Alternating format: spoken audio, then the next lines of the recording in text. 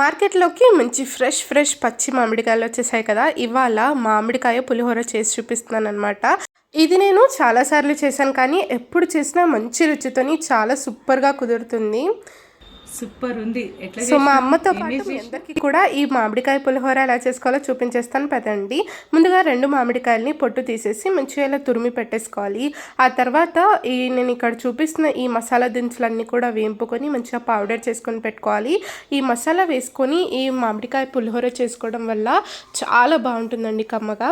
ఆ తర్వాత నేను ఇక్కడ ప్రాసెస్ చూపిస్తున్నాను చూడండి. కడాయిలోకి ఆయిల్ వేసుకొని పోపు దినుసులు వేసుకున్నాక పల్లీలు, కాజు వేసుకొని బాగా వేంపుకొని ఇంగువ కూడా అస్సలు మర్చిపోకుండా వేసేసుకోవాలి. ఆ తర్వాత పచ్చిమిర్చి చీలికలు, ఎండుమిర్చి, కరివేపాకు, పసుపు ఇవన్నీ కూడా వేసుకున్నాక ఒకసారి బాగా కలిపేసుకున్నాక ముందుగా తురిమి పెట్టుకున్న మామిడికాయ తురుము అంతా కూడా వేసుకొని ఉప్పు వేసుకొని బాగా కలుపుకొని 2 నిమిషాలు బాగా వేయించుకోవాలి. ఆ తర్వాత మనం మసాలా ఒక 1 స్పూన్ వేసుకున్నాక ఇది బాగా కలిపేసుకొని అన్నంలో వేసుకొని బాగా కలిపేసుకోవడమే. మసాలా వేసుకోవడం అస్సలు మర్చిపోకండి.